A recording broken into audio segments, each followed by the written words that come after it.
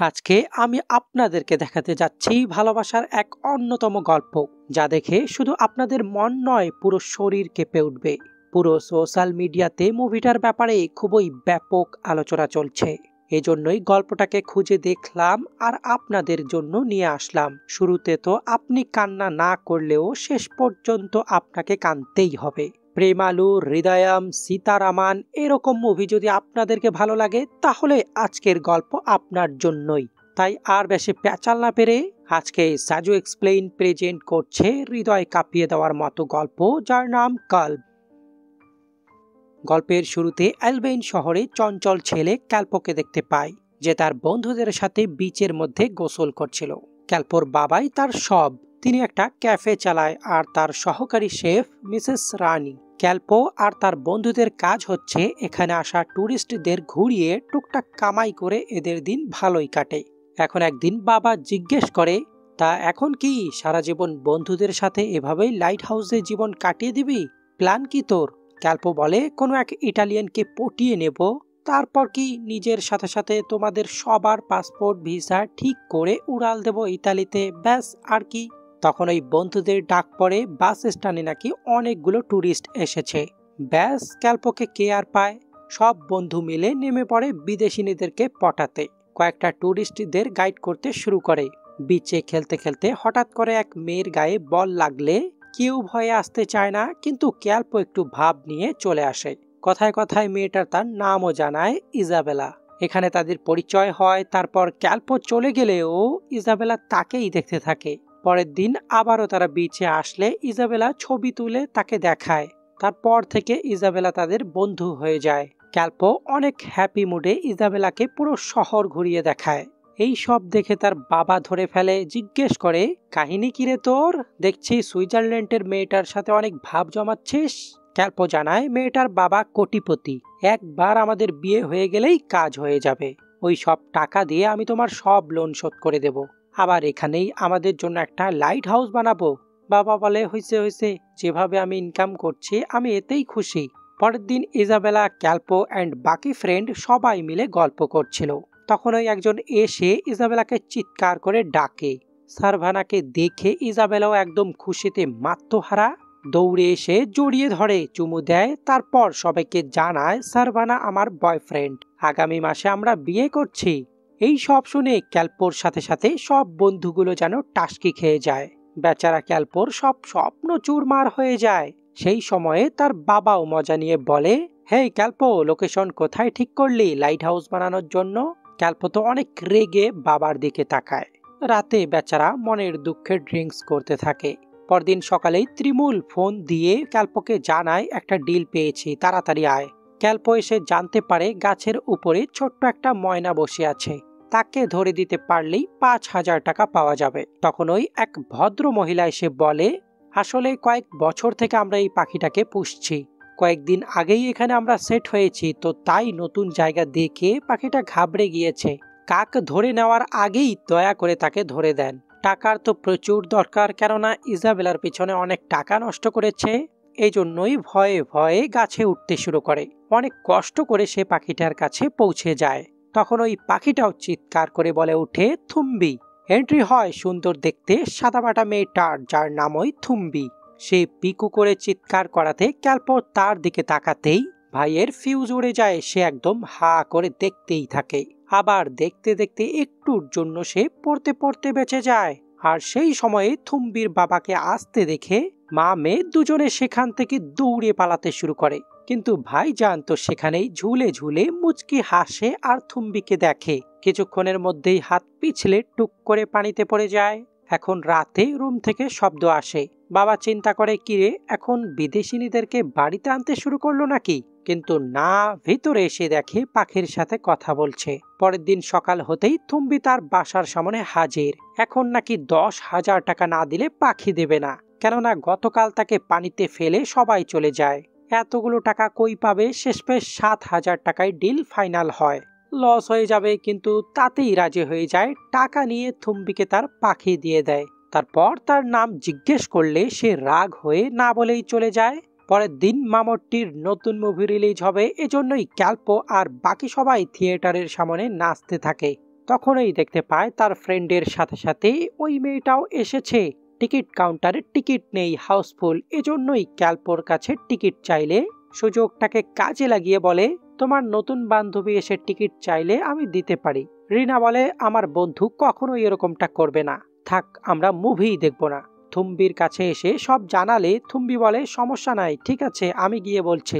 তারপর ক্যালপোকে এসে বলে, আমি অনেক কষ্ট করে আজকে এখানে আসতে পেরেছি, পরবর্তীতে এরকম সুযোগ কখনো পাবো কিনা সন্দেহ আছে, দয়া করে আমাদেরকে টিকিটটা দিয়ে দেন।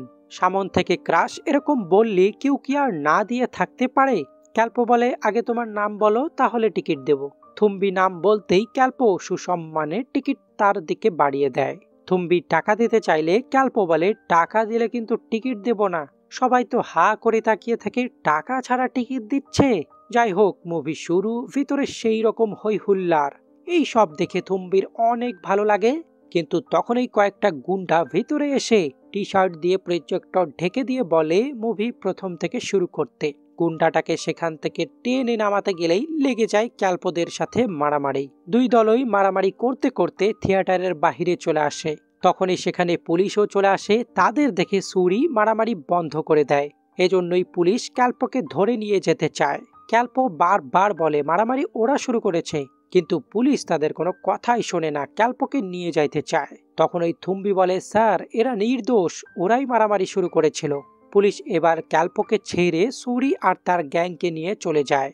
যেতে যেতে সুরি তার দিকে এমন ভাবে তাকায় মনে হয় পরবর্তীতে তার খবর আছে। এদিকে থুম্বি বাসায় আসলে বাবা জিজ্ঞেস করে, তোমার কলেজ ছিল সকালে, কিন্তু তুমি এখন বাসায় ফিরছো, কোথায় ছিলে? থুম্বি ভয়ে ভয়ে বলে, বন্ধুর সাথে মুভি দেখতে গিয়েছিলাম। কার অনুমতি নিয়ে গিয়েছিলে? বলতেই তার মা সেখানে আসে। থুম্বি ভয়ে ভয়ে মায়ের দিকে তাকায়। বাবা একটু অন্যভাবে মায়ের দিকে তাকিয়ে বলে, তুমি অনুমতি দিয়েছিলে? বলেই তাকে মারতে শুরু করে। মারতে মারতে বলে, তুমি অনুমতি দিলে এ বাসায় আমার কাজ কি? থুম্বি ভয়ে কান্না করতে করতে রুমে চলে আসে। বাহিরের শব্দ যাতে কানে না আসে এজন্যই কানে হেডফোন লাগিয়ে আবার হাত দিয়ে কান চেপে কান্না করতে থাকে। তার মানে থুম্বিকে ছোটবেলা থেকেই এই সব সহ্য করে আসতে হচ্ছে। পরের দিন ক্যালপো কিছু টুরিস্টদেরকে দড়ির কারখানায় নিয়ে এসে কারখানার ব্যাপারে বলে। তখনই সেখানে রিনা এসে বলে, কলেজের ইন্টার্নশিপ কাজের জন্য এখানে এসেছি, তোর ময়নাও এসেছে। থুম্বির কথা শুনে সে আরো থাকে, টুরিস্টদেরকে অপেক্ষা করতে বলে সে বেরিয়ে পড়ে। থুম্বির কাছে এসে তাকে ধন্যবাদ জানায়, কারণ গতকালকে থিয়েটারে পুলিশের হাত থেকে তাকে বাঁচিয়েছিল। আরো বলে, এজন্যই নাকি তোমার বাসায় সমস্যা হয়েছিল, তুমি চাইলে তোমার বাবাকে ওএলএক্সে বিক্রি করে দিতে পারি। ক্যালপোর এরকম বোকা বোকা কথা শুনে থুম্বি মুচকি মুচকি হাসি দেয়। তারপর থেকে ক্যালপো রিনাকে ছাড়তে আসলেই থুম্বির সাথে দেখা করে। এভাবেই দেখা করতে করতে তাদের বন্ধুত্ব হয়ে যায়, দুজনে ফেসবুকে কানেক্টেড হয়ে যায়। এখন একদিন ক্যালপো রিনার বাসায় আসলে সে তাকে বলে, রেল স্টেশনে তোর বন্ধু কাজ করে না, দুটা টিকিট কেটে দে তো। থুম্বি আর আমি অট্টাকলামে যাব তার নানুর বাসায়। থুম্বির কথা শুনে সে তো মহা খুশি, অবশ্যই হয়ে যাবে এই বলে সে চলে যায়। রাতে রিনা ফোন দিয়ে বলে, আরে তুই তো টিকিটে ভুল নাম দিয়েছিস, আমার জায়গায় তোর নাম দিয়ে ফেলেছিস। ক্যালপো বলে, কোনো ভুল না, আমি তার সাথে যাব। হ্যাঁ কি বলিস? থুম্বি মানবে না, সমস্যা হয়ে যাবে। রিনার কোনো কথা না শুনে শুধুমাত্র তাকে সামলাতে বলে ফোন কেটে দেয়। পরদিন ক্যালপোর আস্তে আস্তে অনেক লেট হয়ে যায়, দৌড়ে অনেক কষ্ট করে ট্রেনের মধ্যে উঠে পড়ে। এসে জিজ্ঞেস করে, কি ভেবেছিলে আমি আসবো না? থুম্বি উত্তরে বলে, যদি তাই ভাবতাম তবে ট্রেনে উঠতাম না। যেতে যেতে দুজনের মধ্যে অনেক কথা হয়, ক্যালপো প্রায়ই তাকে পটিয়ে ফেলে। তারপর নানির বাসায় চলে আসে, নানির পা টিপে দেয়, অনেক কথা বলে। নানির সাথে দেখা হয়ে গেলে দুজনে আবারও ট্রেনে করে ফিরে আসে। স্টেশন থেকে নেমে ক্যালপো বাইকে করে তাকে বাসায় নিয়ে আসে। এখান থেকেই দুজনের ওই ভিতরে লাড্ডু ফুটতে শুরু করে। ক্যালপো রাতে শুয়ে শুয়ে আকাশের তারা গণে। তার বাবা এসে বুঝতে পেরে যায়, জিজ্ঞেস করে, চারপাশে রোমান্টিক রোমান্টিক গন্ধ পাচ্ছি কেন? ক্যালপো তার বাবাকে পুরো বিষয়টাকে খুলে বলে। ক্যালপো সব সময় তার বাবার সাথে প্রত্যেকটা বিষয়ই শেয়ার করে, কোনো কিছুই লুকায় না। বাবা তাকে বলে, তাহলে তুই আর দেরি করিস না, কালকেই প্রপোজ করে ফেল। আর হ্যাঁ, ভালো করে হেয়ার কাট আর সুন্দর পোশাক পরে যাস কিন্তু। ক্যালপো মানা করে দেয়, বলে, না আমি কারোর জন্য বদলাতে পারবো না, আমি যেভাবে আছি সেভাবেই পছন্দ করলে করবে, নাইলে না। পরদিন ভাইসাব চুলটুল কেটে সুন্দর পোশাক পরে চলে আসে। দুজনে দুজনকে দেখে পুরো টাসকি খেয়ে যায়। ক্যাল্পো আমতা আমতা করে বলার চেষ্টা করে, তখনই রিনা চলে এসে ডাকার জন্য। কথাটা আর বলতে পারে না, থুম্বিকে অল দ্য বেস্ট জানায়। গেটের মধ্যে দাঁড়িয়ে শুরু থেকে শেষ পর্যন্ত পুরো অডিশন দেখে। অডিশন শেষে বলার চেষ্টা করলে তখনও রিনাই ভেজাল করে দেয়। আজকের মতো তার মিশন ফেল হয়ে যায়। পরের দিন ক্যাল্পো তাকে নিয়ে সাগরের মাঝখানে যায় ডলফিন দেখার জন্য। আধ ঘন্টা হয়ে যায় কিন্তু ডলফিনের কোনো দেখা নেই। এজন্য মাঝি ক্যাল্পোকে ফিরে যাওয়ার জন্য বলে। ক্যাল্পো কিছুতেই মানতে চায় না, কেননা থুম্বি ডলফিন দেখতে খুবই ভালোবাসে। থুম্বিও ফিরে যাওয়ার কথা বললে সে যাওয়ার জন্য রাজি হয়, কিন্তু তখনই আমরা দেখতে পাই অনেকগুলো ডলফিনকে। এতগুলো ডলফিনকে একসাথে দেখে থুম্বি যেন খুশিতে আত্মহারা হয়ে যায়। তারপর কিনারায় ফিরে আসতেই বৃষ্টি শুরু হয়ে যায়। এজন্যই ক্যাল্পো তাকে আড্ডায় নিয়ে আসে। থুম্বি বলে, সাগরে এরকম দৃশ্য দেখা খুবই আনন্দের, তাই না? ক্যাল্পো বলে, জেলেরা বিশ্বাস করে ডলফিন শুধুমাত্র তাদের সামনে দেখা দেয় যারা প্রেমিক প্রেমিকা। এটা শুনে থুম্বি যেন চুপ হয়ে যায়। ক্যাল্পো ধপ করে বলে ওঠে, আরে এটা বাবা বলেছে। বৃষ্টি হালকা হয়ে গেলে সে যাওয়ার জন্য বের হয়। যাইতে যাইতে ঘুরে বলে, জেলেদের বিশ্বাস ঠিকই, তোমার বাবাও ঠিকই বলেছে।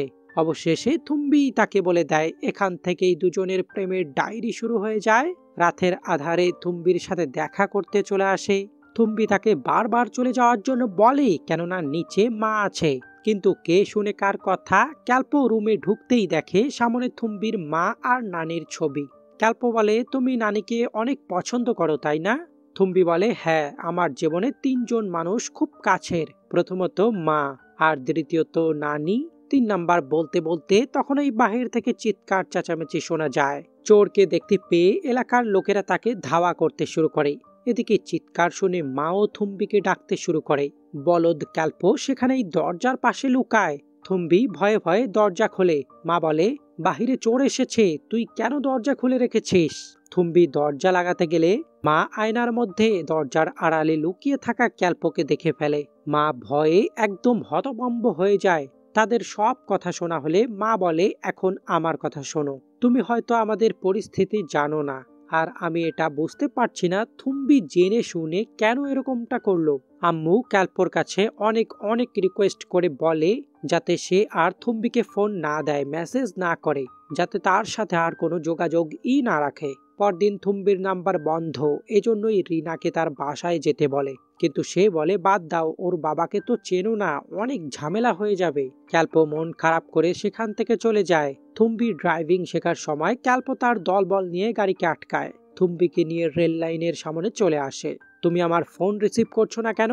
থুম্বি কাঁদো কাঁদো মন নিয়ে বলে, মা কি বলেছে শুনোনি? এসব বাদ দাও, আমি আর এগোতে পারবো না। তুমি জানো না আমার বাবার চরিত্র কেমন। ক্যাল্পো বলে, তুমি এইসব আগে বলনি কেন? যখন নানুর সাথে দেখা করতে যাচ্ছিলাম, ডলফিন বিচে গিয়েছিলাম, তখন কি হয়েছিল সব জেনেই তো আমার সাথে সময় কাটিয়েছিলে। থুম্বি বলে, দেখো, এমন না যে আমি তোমাকে ভালোবাসি না, বোঝার চেষ্টা করো। আমার সাথে আর দেখা করতে আসবে না। ক্যাল্পো বলে, আমার বাবা একটা কথা বলেছে, যখন কেউ ভালোবাসে পুরো দুনিয়া তার বিপক্ষে চলে যায়, আর আমি ওই সব বাধা অতিক্রম করার জন্য প্রস্তুত। তুমি কি প্রস্তুত? থুম্বি বলে, না, তুমি খাঁচায় বন্দি ময়না পাখি। এই বলে সে অনেক রাগ হয়ে চলে যায়। থুম্বি সেখানেই বসে প্রচুর কান্না করে। একে অপর থেকে দুজনে আলাদা হয়ে একেবারে মনমরা হয়ে যায়। ক্যাল্পোর এরকম অবস্থা দেখে তার বাবা আর সহ্য করতে পারে না। এজন্যই তার সাথে টাইম পাস করার জন্য তার খালাখালুকে ডেকে আনে। খালাখালুর সাথে কথা বলে তার রুমে গেলে আন্নাকে দেখতে পেয়ে সে অনেক রাগ হয়ে যায়। তার সাথে ভালোভাবে কথা বলে না। অন্যদিকে ক্যাল্পোর উকিল আন্টি থুম্বিকে বলে, ক্যাল্পো এখন অনেক কষ্টে আছে, আমার মনে হয় সে নিজেকে নষ্ট করে ফেলবে, তুমি একমাত্র তাকে ঠিক করতে পারো। কিছুদিন পর ক্যাল্পো আন্নাকে নিয়ে ঘুরতে বের হয়। আন্না তাকে হাসানোর অনেক চেষ্টা করে, কিন্তু কোনো লাভ হয় না। তখনই থুম্বি পাশ দিয়ে যাওয়ার সময় তাদের দুজনকে দেখে থুম্বির গা জ্বলতে শুরু করে। গাড়ি থেকে নেমে এসে ক্যাল্পোকে জিজ্ঞেস করে, এখানে কি? ওকে। আর বেশি কথা না বলে ক্যাল্পোকে নিয়ে তার বাবার সাথে দেখা করতে আসে। থুম্বিকে দেখে তার বাবা অনেক খুশি হয়। শুধু তাই নয়, আশুরা আন্টিও তাকে দেখে অনেক খুশি হয়। ক্যাল্পো মন খারাপ করে গিয়ে সাগরের পাড়ে বসে থাকে। এদিকে বাবা তাকে বলে, তুমি আসার আগে ক্যাল্পোর কাছে ভালোবাসা ছিল শুধু পাসপোর্ট। আমার বিশ্বাস ছিল তার মায়ের মতো সেও একজন সত্যিকারের ভালোবাসা পাবে। তোমাকে অনেক ধন্যবাদ ক্যালপোর জীবনে আসার জন্য। বাবার এত সুন্দর সুন্দর কথা শুনে থুম্বি তার কাছে এসে বলে, তুমি সেদিন বলেছিলে না পুরো পৃথিবী আমাদের বিরুদ্ধে গেলে তুমি মোকাবেলা করতে প্রস্তুত? যদি তাই করো তাহলে আমি রাজি, আমি তোমার পাশে আছি। ক্যালপো ভাই মনে মনে মুচকি হাসে কিন্তু কিছু বলে না। থুম্বি বলে, বাবা বলছিল তুমি গত কয়েকদিন ধরে মন খারাপ করে আছো। ক্যালপো বলে, কার মন খারাপ? আমার।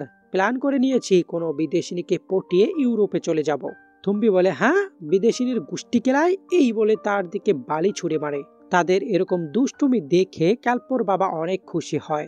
তারপর থেকেই দুজনে আবার ও ভালো সময় পার করতে শুরু করে। রেড্ডি আঙ্কেলের কাছে এসে সুন্দর একটা ছবিও ক্লিক করে।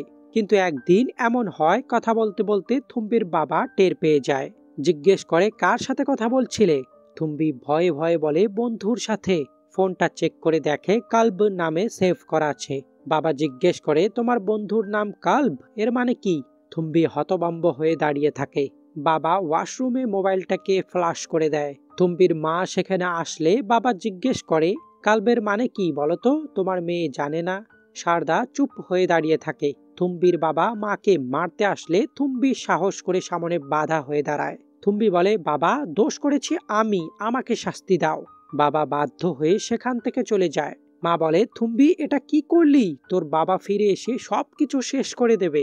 আমি জানি কি করতে হবে মা, এই বলে ক্যালপোকে ফোন দেয়। বলে, আমি এখানে থাকতে পারছি না, আমাকে নিয়ে চলো। থুম্বি ব্যাগটা নিয়ে ক্যালপোর সাথে বেরিয়ে যায়। কি হয়েছে থুম্বির কাছে জানতে চায়। ততক্ষণে ঘুরতে ঘুরতে সামনে দুধ আলার সাথে ধাক্কা লেগে যায়। দুধ আলাকে উঠাতে উঠাতে তখন ওই সুরি তার গ্যাংকে নিয়ে সেখানে চলে আসে। ক্যালপোর কাছে এসে তাকে থাপ্পড় মারে। বাকিরাও ক্যালপোকে মারে, কিন্তু সে পাল্টা কোনো জবাব দেয় না। তখন ওই একজন থুম্বির দিকে এগোতে শুরু করে। ব্যাস, তখন ওই ভাইয়ের রক্ত গরম হয়ে যায়, একটা ঝটকা মেরে তাকে ফেলে দেয়। তারপর সব গুন্ডা পান্ডাদের সাথে ক্যালপোর খুব ভালোভাবে মারামারি লেগে যায়। মারতে মারতে এক সময় চিন্তা করে সে তাদের সাথে একাই পাবে না, এজন্যই থুম্বিকে নিয়ে পালাতে শুরু করে। দৌড়াতে দৌড়াতে ট্রেন আসার সময় ক্যালপো ওপারে চলে যায়, কিন্তু সুরির গ্যাং সেখানেই থেমে যায়। ট্রেন চলে গেলেই দেখতে পায় ক্যালপো তার গ্যাংকে নিয়ে সামনে দাঁড়িয়ে থাকে। আর তখনই পুলিশের গাড়ির হর্নও শোনা যায়। পরদিন সবাই থানায় আসে। ইন্সপেক্টর বলে, গতরাতে এরা সবাই মারামারি করেছিল, আপনার মেয়েও সেখানে ছিল। আমি জানতে পারি আপনার মেয়ে, এজন্যই তাকে বাসায় যেতে বলি, কিন্তু সে বলে ওই ছেলেদেরকে না ছেড়ে দিলে আমিও যাব না। ক্যালপোর বাবা বলে, আপনি তাদেরকে ছেড়ে দেন, আমি সব ঠিক করে দেব। সাইদ কোষে একটা থাপ্পড় মারে, একের পর এক চড় মারতেই থাকে। সাইদ বলে, তুই ঠিক করবি? কি করবি রে?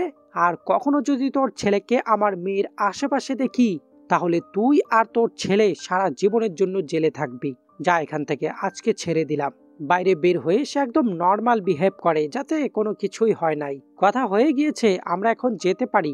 তারপর বাবা থুম্বির মাথায় হাত রেখে তাকে সান্ত্বনা দেয়। তার জন্যই বাবাকে অপমান সহ্য করতে হয়েছে, এজন্যই সেও খুব কান্না করে। ক্যালপোর বাবাও আর থামতে পারে না, ভাঙ্গা মন নিয়ে বলে, তোমরা মেয়েটাকে কাঁদাচ্ছ কেন? অবশেষে থুম্বিকে ছেড়েই তাদের সবাইকে চলে যেতে হয়। এখন এরা সবাই প্ল্যান করে যে করেই হোক ক্যালপো আর থুম্বিকে বিদেশে পাঠিয়ে দেবে। বিদেশে পাঠাতে পারলেই সাইদ আর কিছুই করতে পারবে না। রিনা বলে, আমি তার মায়ের কাছ থেকে পাসপোর্ট এনে দিতে পারবো। এদিকে থুম্বি নামাজ পড়ে সালাম ফেরাতেই দেখে আম্মু বিছানায় কাপড় রাখছে। দোয়া শুরু করতেই তখনই ফোনের ভাইব্রেশন হলে বুঝতে পারে আম্মু কাপড়ের সাথে ফোন রেখে গিয়েছে। ক্যালপো ফোন দিয়ে বলে, সব ব্যবস্থা হয়ে গিয়েছে, তোমার বাবা বের হতেই তুমি বের হয়ে যাবে। এরপর আমরা কোয়েম্বাটুর দিয়ে থাইল্যান্ড চলে যাব। তারপর তোমার বাবা আর কিছু করতে পারবে না। পরদিন সকালে থুম্বি চুপচাপ বসে খাবার খাচ্ছিল।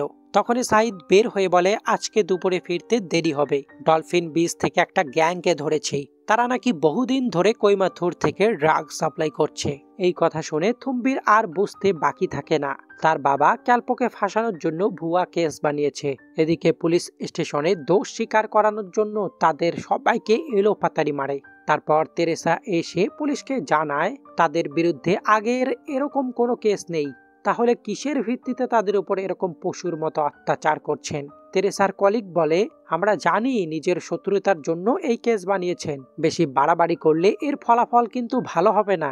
মোস্তফা চুপ করে থাকে, কারণ সে জানে ক্যালপোদের কোনো দোষ নেই। এদিকে থুম্বি তার বাবাকে রিকোয়েস্ট করে বলে, তাদেরকে ছেড়ে দেন, আমি কোথাও যাব না। সাইকো বাবা রহস্যজনক হাসি দিয়ে বলে, তারা দোষী নাকি নির্দোষ এটা তো কোর্ট জানাবে, এই সবে তো আমি কিছু করতে পারবো না। আবার তারা জেল থেকে ছাড়া পেয়ে গেলে যদি তাদের লাশ পাওয়া যায় তাহলে আবার আমাকে দোষারোপ করিও না, তুমি তাদের ছেড়ে দিবে। এই বলে মনে মনে অনেক কষ্টের পাহাড় নিয়ে সেখান থেকে চলে যায়। এদিকে কোর্ট থেকে জামিন নিয়ে সবাইকে বেকসুর খালাস করা হয়। তেরেসার কলিগ তার বাবাকে বলে, সাইফ পুলিশের জন্য একটা মাথা ব্যথা, ম্যাজিস্ট্রেট ও জানেন এটা মিথ্যা মামলা, এজন্যই চিন্তার কিছু নেই, তাদের কিছুই হবে না। ক্যালপো থুম্বিকে ফোন দিয়ে জানায়, আমরা জেল থেকে ছাড়া পেয়েছি। থুম্বি আস্তে আস্তে কণ্ঠে বলে, তুমি ঠিক আছো? বাবা ঠিক আছে? ক্যালপো বলে, হ্যাঁ সবাই ঠিক আছে, চিন্তার কোনো কারণ নেই, সব ঠিক হয়ে যাবে। থুম্বি বলে, সবকিছু আমার জন্য হয়েছে, আমাকে ক্ষমা করে দাও। ক্যালপো বারবার বলে সবকিছু ঠিক হয়ে যাবে, কিন্তু থুম্বি তার কোনো কথাই যেন কানে নেয় না। আমাকে ক্ষমা করে দাও, আমাকে ক্ষমা করে দাও, এই বলতে বলতেই যেন হঠাৎ করে পড়ে যায়। ক্যালপো টেনশনে পড়ে যায়, তার কি হলো। কানতে কানতে আবার ফোন করে, কিন্তু কোনো রেসপন্স নেই। এদিকে থুম্বির হাত থেকে রক্ত টপ টপ করে পড়ে। সাদাসিধা বোকা মেয়েটা নিজেকে শেষ করে দিয়ে নিজের প্রাণপ্রিয় ভালোবাসার মানুষটাকে তার ওই সাইকো বাবার হাত থেকে মুক্ত করে চলে যায়। কারণ সে জানতো নিজেকে শেষ না করলে তার বাবা কখনোই ক্যালপোকে ছাড়বে না, আর এটা না হলে তার বাবার হাতেই ক্যালপোকে মরতে হতো। আর এজন্যই শেষমেশ নিজের জীবন দিয়ে ক্যালপোকে বাঁচায়। এখন থুম্বির মৃত্যুতে মা, ক্যালপো সাথে সাথে বাকিরাও একদম নিস্তব্ধ হয়ে যায়। ফরজ গোসল করানোর পর তার মুখ ঢেকে দেওয়া হয়। বাবা সাইফ দেখতে পায় আজকে তার স্ত্রীও তীব্র ঘৃণায় তার থেকে মুখ ফিরিয়ে নিয়েছে। লাশ নিয়ে বের হতেই ক্যালপো সাইফকে সরিয়ে সে নিজেই খাটলিকে ঘাড়ে নেয়। আজকে সাইফের ও কোনো ক্ষমতা নেই তাকে কিছু বলার। থুম্বির মৃত্যুতে পুরো শহর যেন কাঁদে। সবার সাথে সাথে আজকে আকাশও কাঁদতে শুরু করে। মুষলধারে বৃষ্টি পড়ে।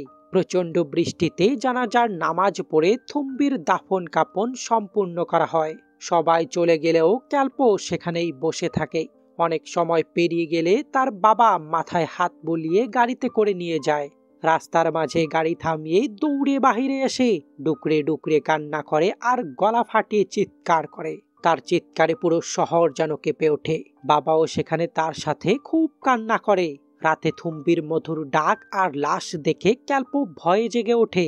গভীর রাতে বাবার দরজায় এসে ঠক ঠক করে। বাবাকে বলে, বাবা আমি কি মরতে পারি? তোমার অনুমতি ছাড়া আমি আজ পর্যন্ত কিছু করি নাই। আমার জন্য থুম্বি মারা গিয়েছে, আমি আর সহ্য করতে পারছি না, আমাকে অনুমতি দাও বাবা, আমাকে অনুমতি দাও। বাবা তাকে জড়িয়ে ধরে বলে, বাবা তুই চিন্তা করিস না। কিন্তু পরের দিন এমন হয় ক্যালপো সাগরের মাঝখানে, কেননা সে মনে করে থুম্বি ওপারের পৃথিবীতে তার জন্য অপেক্ষা করছে। এই সব ভাবতে ভাবতে পানিতে লাফ দেয়। সামনে তাকাতেই দেখতে পায় থুম্বিকে। হঠাৎ করেই ক্যালপো যেন এক অন্য দুনিয়াতে চলে যায়। এভাবেই থুম্বিকে সামনে দেখতে পেয়ে তার চোখ দিয়ে পানি জল জল করে পড়ে। দৌড়ে দৌড়ে থুম্বির কাছে চলে আসে। সে যেন বিশ্বাসই করতে পারে না থুম্বি তার সামনে। এদিকে পানির মধ্যে ক্যালপোর দম প্রায় ফুরিয়ে যাচ্ছে। ক্যালপো আস্তে আস্তে করে থুম্বির হাতটা ধরলে সামনে লাল ওড়না ভেসে ওঠে। থুম্বি হাতটা ধরে টানতেই দেখা যায় বাস্তব পৃথিবীতে ডুবুরিয়ারা তার হাতকে টেনে পানির উপরে উঠায়। সবাই মিলে ক্যালপোকে নৌকার উপরে উঠায়। বাবা কান্না করতে করতে বুকে চাপ দিয়ে পানি বের করে। সবাই মিলে হাত পা ঘষাঘষি করলে সে জ্ঞান ফিরে পায়। বাবা ছেলে একসাথে, বাকিরা অন্য সাইডে দাঁড়িয়ে থাকে। বাবা বলে, সেদিন আমাকে বলেছিলি না মরতে পারবি কিনা? আমার হাজার কষ্ট হলেও হয়তো আমি বলে দিতাম, কিন্তু আমি হ্যাঁ বলি নাই কেন সেটা জানিস? স্বামী মারা গেলে স্ত্রীকে বিধবা বলা হয়, আবার যার মা বাবা মরে যায় তাকে অনাথ বলা হয়। কিন্তু যে পিতামাতার সন্তানই মারা যায় তাদেরকে কি বলে? তাদের তো কোনো নামই নেই। কথাটা শোনা মাত্রই ক্যালপো যেন হুঁশ ফিরে পায়। বাবা বলে, সন্তান ছাড়া বাবা মা এতই দুর্ভাগা যে তাদের কোনো নামই দেওয়া হয়নি। যখন তোর মা আমাকে ছেড়ে চলে গেল তখন একমাত্র তুই আমার বাঁচার সম্বল হয়ে গেলি। তেমনি তোর বাকি জীবন কাটানোর জন্য আমি কি যথেষ্ট না? যদি তোর এরকম মনে হয় তাহলে যা, মরতে পারিস। দৌড়ে এসে বাবাকে ধরে ফেলে, বলে, আমাকে মাফ করে দাও বাবা। দুজনে দুজনকে ধরে খুব কান্না করে। আর আমাদের আজকের গল্পের দি এন্ড এখানেই হয়। আমরা অনেকেই এরকম করে থাকি। এই জন্যই যে কোনো সিদ্ধান্ত নেওয়ার আগে আমাদের অন্তত একবার ভাবা উচিত আমাদের বাবা মা আমাদেরকেই কেন্দ্র করে বেঁচে থাকে, তাই তাদের কথা ভাবা উচিত। তো যাই হোক, আজকের গল্পটা আপনাদেরকে কেমন লাগলো? যদি ভিডিও ভালো লেগে থাকে তাহলে অবশ্যই আমাদের চ্যানেলটাকে সাবস্ক্রাইব করবেন। আজকের মতো বিদায় নিচ্ছি, দেখা হচ্ছে আবারও পরের কোনো ইন্টারেস্টিং ভিডিওতে। ভালো থাকবেন, সুস্থ থাকবেন।